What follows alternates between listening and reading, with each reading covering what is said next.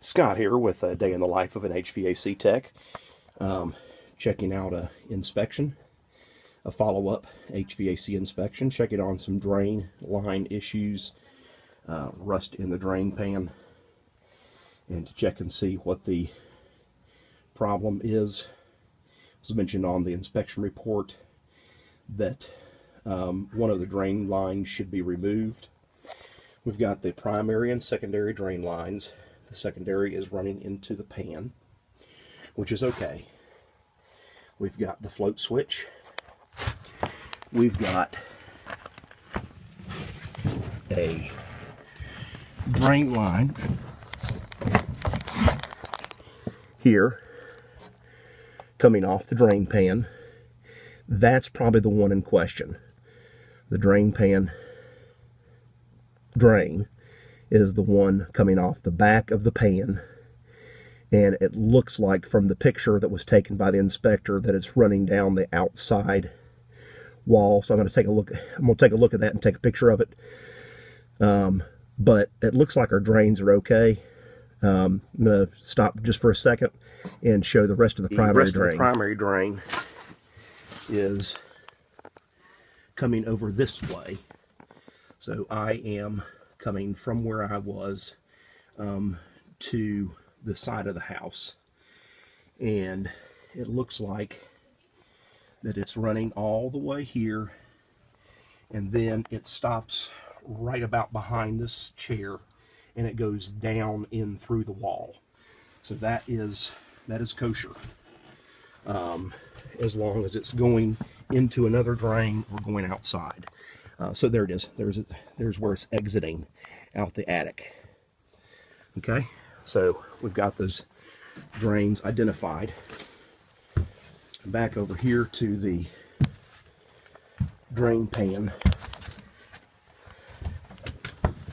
We do have a significant amount of rust in the drain pan. It doesn't appear that this is cracked or has holes in it, because there's no evidence of water damage on the floor of the attic.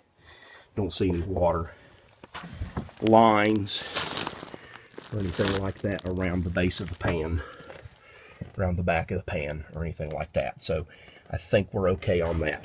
So I need to go ahead and get the model number and serial number of the furnace and check the outside unit, and then check those drains outside. To the rust, there is rust on the base of the furnace where the lip of the door connects, and also on the inside of the door panel.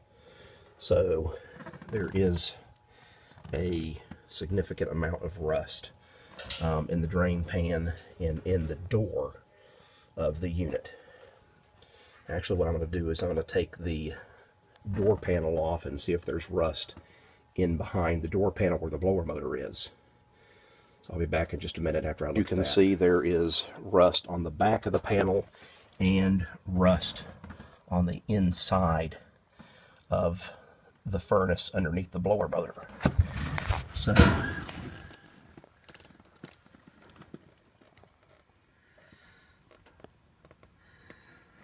this pan has filled up with water several times over the course of 8 years. It's a 2004. Let's see, that's 6 plus 5 is 11. No, yeah, 11 years. So, okay. Notice going through the upstairs, I looked at several of the vents. Several of the vents were closed. All the vents to the system should be open. Open all the time, all the way. The only place that they should be closed is if there is a damper, a manual damper at the supply line coming off the trunk line, the main supply, not at the register, not at the vent inside the house. So this is one, and there's several others that are also closed. So this is important that all the supply registers be open all the way. Here is the drain pan drain. A extension was added, and it's kind of hard to see. Let me flip my phone over for video quality. There is rust on the window, and the drain pan drain line was coming out of the soffit over the window. And you can look over there and see, maybe it's clear, maybe it's not, but anyway, it's there. It's over another window, so the builder did this on several places, or the heating and air conditioning installers. But anyway, that should not be over the window. Regardless of the fact, we do have, you know, they temporarily took care of the problem by coming down the side of the house and then exiting out over here. So, okay, I'll be back in a minute. I'm going to check the air conditioning unit, check the pressures, and also I need to check a gas smell up in the attic. So be back. I don't know if you remember from the last time we did a gas regulator, but we do have a large bubble, and what you're seeing there is not the metal, that is a bubble coming off the vent. So we do have a pretty significant bubble coming off of the regulator there. So probably need to go ahead and get that regulator changed. And checking the other fittings, I don't see any other places where gas is leaking out. So there we have found the gas valve. Okay, so we do have an outdoor temperature of 57, 58, 57 it looks like. So our pressure should somewhat mirror what the outdoor temperature is for R22.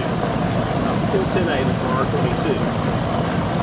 We've got 68 in the house, 62.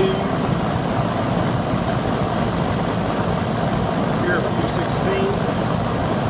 That may have been that the air conditioning had been running for a while, getting those higher numbers there. I'm going to go ahead and get a temperature drop inside the house, and we'll be wrapping up here.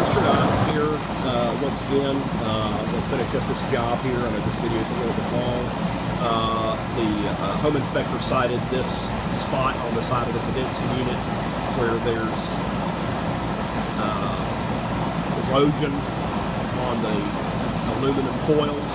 Well, the current homeowners have a dog, and probably the previous homeowners had a dog, and so the dog probably hiked his leg up, feet right there on the side of the unit. But anyway, that's why it looks like that. It's kind of nasty, but it's not going to have any effect on the performance. But the coils need to be cleaned.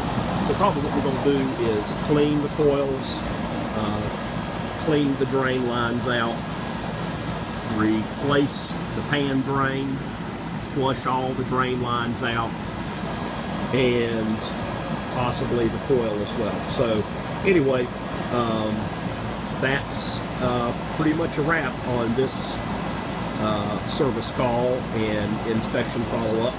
So until next time, this is Scott with a day in the life of an HVAC tech, and we'll talk to you next time. Have a good one.